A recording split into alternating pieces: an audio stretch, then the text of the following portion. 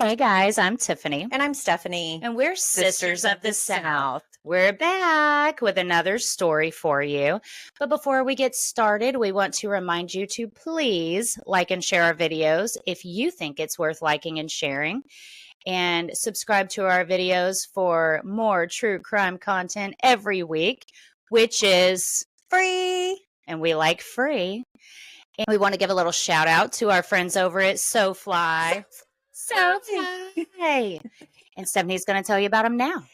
They're actually a family-owned business here in Houston, Texas, and they specialize in embroidery and some laser work. So what they do is they take their specialties and they put it on accessories such as caps, hoodies, aprons, keychains, and they take an ordinary situation and make it extraordinary, and they're really good at what they do. They have vast amounts of colors, they have wonderful customer service, and they actually do our merchandise. So we'd like to give them a shout out, and we'd also like for you to try them as well.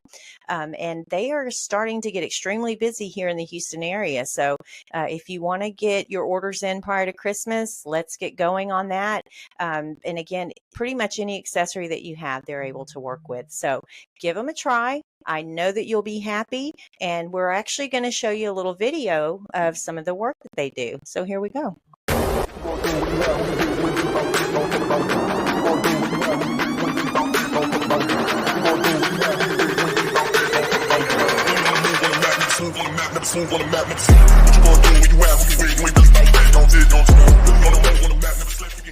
All right, guys, we hope you like that video. Please go check them out. And we'll link their information in our description box below. Yes, so let's get on with the story. All right, so today we are going to jump into our time machine, and we are going to go back to the year of 1933. Now, our very first video that we dropped was of Bonnie and Clyde, and we spoke of a lady by the name of Ma Ferguson, which was the first governor of Texas back in 1933. And so we thought that we would follow up since it is November and it is actually voting season. So we thought we would just kind of go over a little history of Texas and the actual first lady that was voted in the state of Texas as governor. So again, let's jump into our time machines.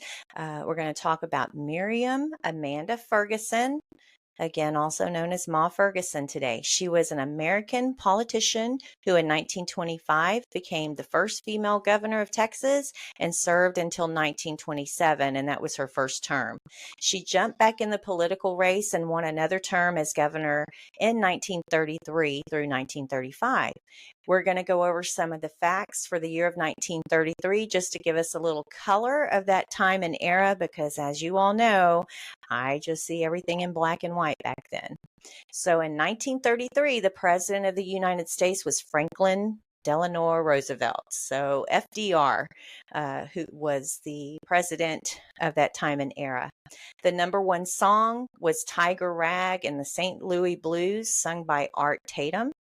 And the number one movie, guys, for 1933 was King Kong. Nice. So that's kind of cool, right? Oh, yeah. So everybody kind of knows about King Kong. And America was at its height of the Great Depression. And let's not forget, Bonnie and Clyde was on the run and terrorizing Texas along with multiple other states during this time. Miriam Amanda Wallace was born in Bell County on June 13, 1875. She attended Salado Community College and Baylor Female College before marrying James Edward Ferguson at the age of 24. Afterwards, she devoted her energies to making a home for her husband and her two daughters until 1924, when she entered the governor's race on her husband's behalf. Her campaign slogan was "Two governors for the price of one." In November 1924, she and Nellie Ross of Wyoming were elected the nation's first female governors. And I thought that was pretty cool, because the same year, it's almost like the narrative of America shifted just a tad bit. And so the first female governors in the United States were voted in the same year. So I thought that was pretty cool. So kudos to Wyoming. Badass. Well, yeah, and you think that's Wyoming, when women started coming out. And, yeah. Well, and you think Texas and Wyoming were kind of rancher states. Mm-hmm. And so that's kind of there's a toughness there. So these women had to be badasses and had to be Oh, tough, absolutely. really thick-skinned, and they obviously were able to convince the population of these states that they were going to be tough enough to be able to carry their states in a positive way. Yeah. So I thought that was pretty cool. So before Miriam Amanda or Ma Ferguson was married, her name was Miriam Amanda Wallace, and she wasn't considering a career in politics when she enrolled at Baylor Female College in the 1890s. In 1899, she married James Ferguson and planned to settle down and raise a family.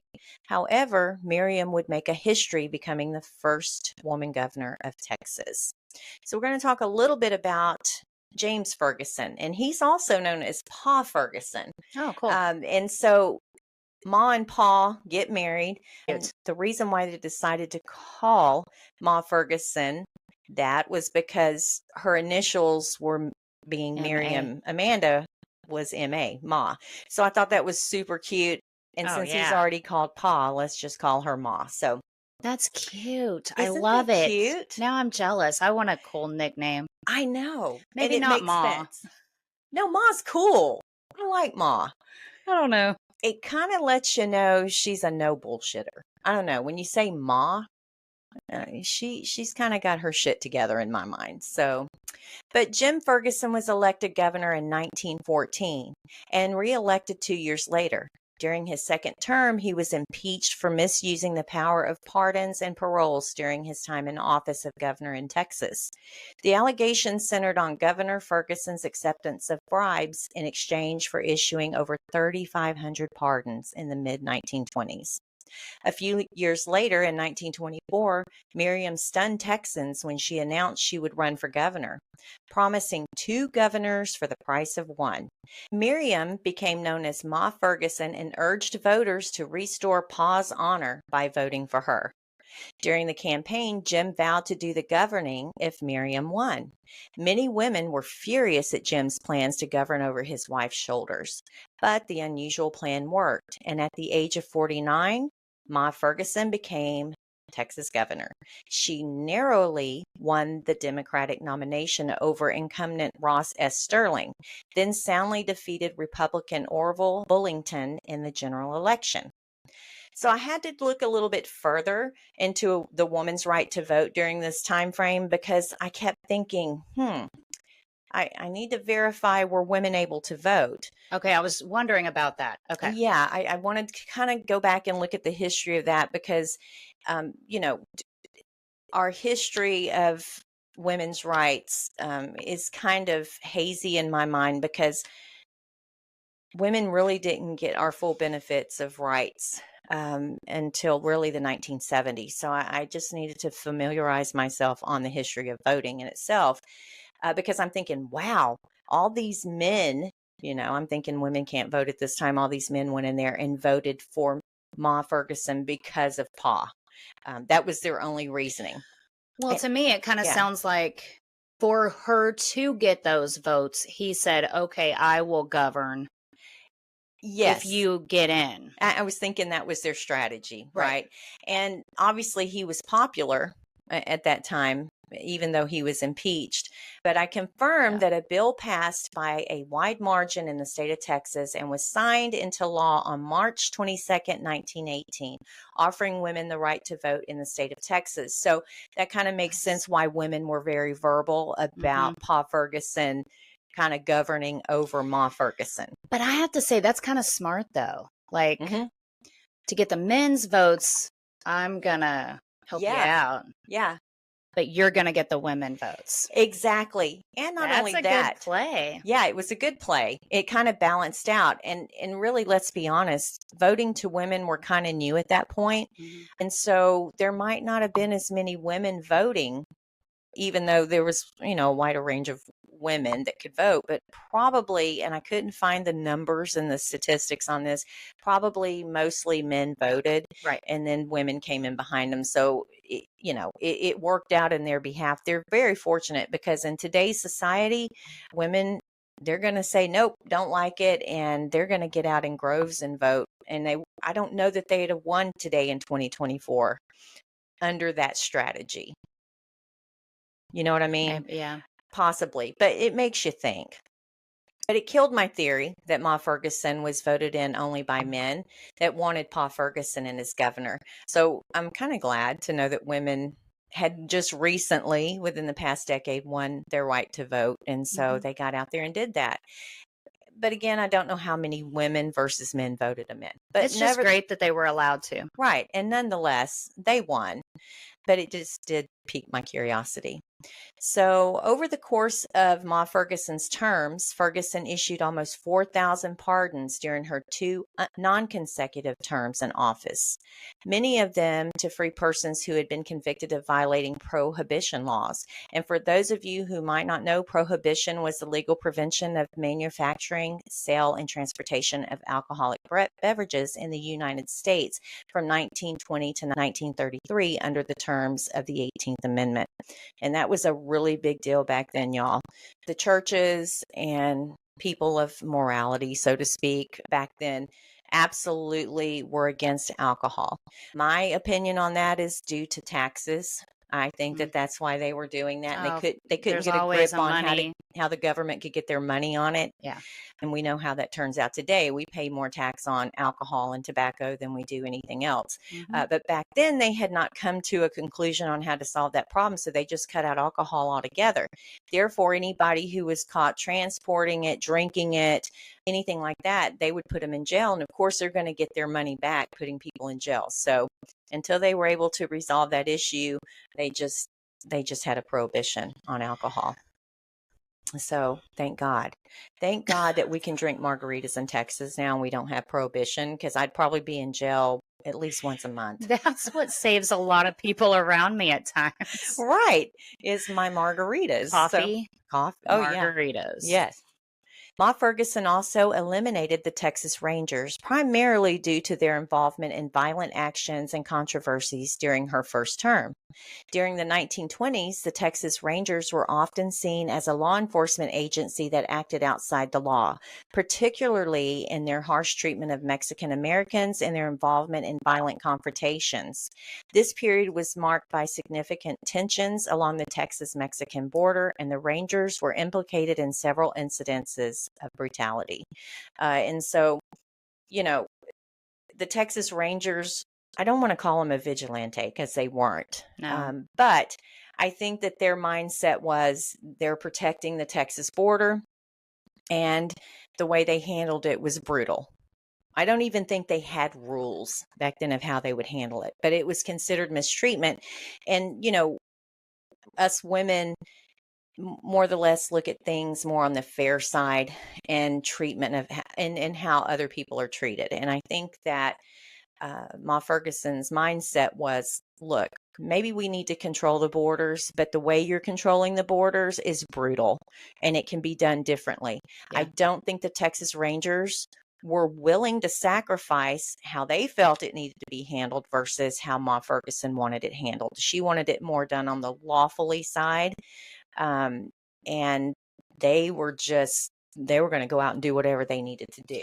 Well, when you look back at Texas Rangers, the history is they were very brutal back then. Yeah. They were cowboys that just kind of went out and did what they wanted to do. Yeah, kind of like what we consider the Western days. Yes. Tombstone. And Yeah. they did what they had to do to take care of business, and it didn't matter how that needed to be done. They were just doing a job. Right.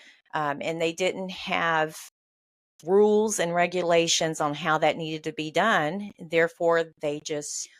Well, I think in their eyes, they thought, well, I'm the shit. I'm a Texas Ranger. I'm going to go out and do what right. I think is right instead of what's actually right. Yeah. And sometimes if you don't have protocols to follow, then you don't know that it's wrong. You're just handling... True, they should have put those guidelines. Yeah. You're just handling business, right? But yet an opinion of somebody is just an opinion. It's not protocol and rules. Well, yeah, but what I think is not necessarily what someone else is going to think. Absolutely. And you can't go off how you feel. You've got to have boundaries. Right. And I think that Ma Ferguson set the boundaries. And people don't like boundaries to be set. Especially strong-willed men when a woman is telling them back in those days. Absolutely. Because think about it. Women get a bad rap for setting boundaries, making rules, and being badass. But then we're also considered a bitch Oh, when we do yeah. it. If Paul Ferguson goes in there and says, look, there's too much brutality here. We've got to set a standard. We got some protocols and rules. The Texas Rangers might have taken it differently. Oh, absolutely. I'm pretty sure they would. Yeah. Yeah. But now they're having to follow Ma's A rules. woman's telling a man what to do. A woman's telling me what to do. She doesn't know nothing. She's not out here doing my job. And now she just wants to tell me how to do it. She has no clue. And so I think that she probably got a bad rap for yeah. several different reasons. For sure. And again, when you're a tough woman out in the real world trying to make a difference, sometimes men can take it wrong. But I don't think Ma Ferguson gave a shit. No, She's I like, don't here, think so either. I'm here. If you don't like it, hit the road. Right. And sometimes you have to be like that. Good for her. Good for her. So Ferguson, who had a contentious relationship with the Rangers, sought to distance her administration from their controversial actions.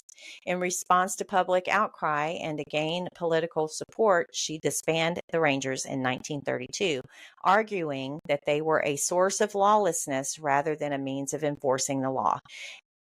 And basically what she's saying is they are, they are the law, but they're acting like criminals in the process. And I think that is a boundary that needs to be set. We can't have our police officers out on the street just shooting and killing people. There has to be rules and regulations on how to handle a criminal. Even if they're not acting the way they should, our law enforcement's responsible in how they respond to it. And I think that's how she was trying to go about it. And the Texas Rangers weren't having nothing about it. They wanted to do what they wanted to do. Mm-hmm. This decision was part of her broader agenda to reform and restore public confidence in the state laws enforcement agencies. Ferguson's disbanding of the Rangers reflected both her political strategy and the social tensions of the time, as she aimed to address the concerns of various communities in Texas. But it also is rumored that Ma Ferguson fired all the Texas Rangers on her first day of her second term because they supported her opponent, Ross Sterling, in the governor's election of 1932. It is said that most of the Texas Rangers left due to Ma Ferguson being too soft on crime while in office. The ones that were left were fired. She replaced them with political appointees. The problem did not go unrecognized. The Texas Senate on September 25, 1934, reformed a committee to investigate crime and law enforcement in the state of Texas. The committee produced a report in early 1935 that was singularly critical of Texas law enforcement. However, the document also proposed a solution: the creation of a state law enforcement agency to be known as the Department of Public Safety, or DPS. So again, we're going to go back to, it wasn't just Ma Ferguson raising a red flag. Ma Ferguson was raising red flags. Hey, our Texas Rangers are not handling these things properly. They're actually murdering people that come across the border. Our Mexican Americans were probably having family members cross the border, and they were probably housing them, maybe hiding them. The Texas Rangers are coming in and they're brutally either murdering or harming these people, which was actually raising red flags to other communities. Like, if they're treating the Mexican Americans like this, they could treat us Americans like this. They obviously don't have any boundaries. So it was definitely an issue, not just with Ma Ferguson, but other people in the state of Texas. So she was willing to put her neck out on the line to kind of make a difference in that. Thus being, she disbanded, or the Texas Rangers were fired, whatever the rumors were, which actually created the Department of Public Safety, which we all know and respect here in the state of Texas. If you see a DPS officer behind you, you're watching your P's and Q's, and if they pull you over, you better show some respect. And I'm all for that. But they're very respected in the state of Texas. And with that being said, That's how the Texas Rangers, they're kind of in the same category, but they're more of the elite of the DPS, or the, of the Department of Public Oh, yeah. Safety of Texas. It's way different now. They're more like our FBI of Texas, Yes, right? absolutely. And they're very respected. If you see one in a restaurant or whatever, you always notice them straight off. But yeah, they've come a long way. Oh, yeah. In the past 100 years. We all have. We all have. So, however, Governor Ferguson and the head of Texas prison system, Marshall Lee Simmons, hired former Texas Ranger Frank Hammer to track down some outlaws. These outlaws were caught on May 24th, 1933, when Hammer tracked down Bonnie and Clyde. And he actually had to cross the border and go over to Louisiana, Arcadia, Louisiana, actually, where he arranged an ambush. Bonnie and Clyde were killed in a barrage of 167 bullets on that day. And again, we have a story, our very first drop on YouTube about that story. You can go back and watch that video where Hammer is also mentioned, and Ma Ferguson in that video. So the Texas Rangers are still going strong in the state of Texas as we speak. And again, they're well respected. They have their protocols and their rules, and they abide by them very respectively. So charges of corruption plagued Miriam's first term, and she lost a re-election bid. 6 years later, Miriam ran again, this time successfully returning to the governor's mansion for a second term. Ma Ferguson retired from public office in 1935. Her political life was over, but her place in Texas history was secure. Her husband, Pa Ferguson, died of a stroke in 1944. Miriam Ferguson died from congestive heart failure in 1961 at the age of 86. 60 years later would pass before Texas elected Ann Richards as its second woman governor. And if any of you know about Ann Richards, she was a badass as well.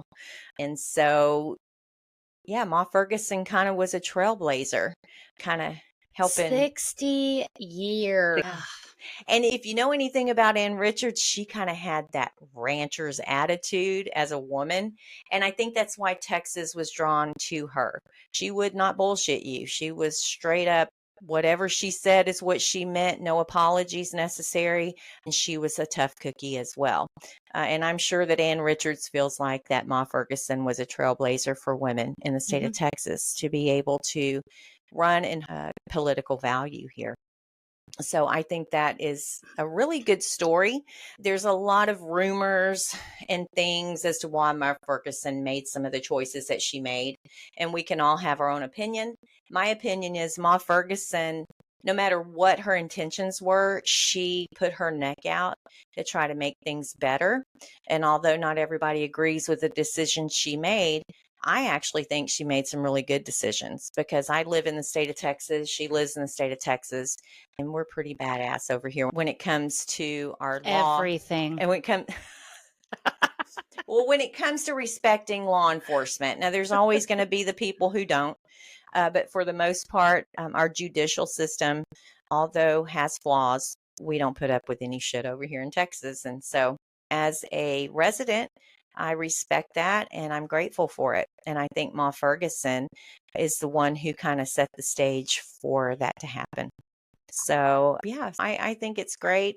I hope you enjoyed the show. It's the week of election. I think it's a cool story.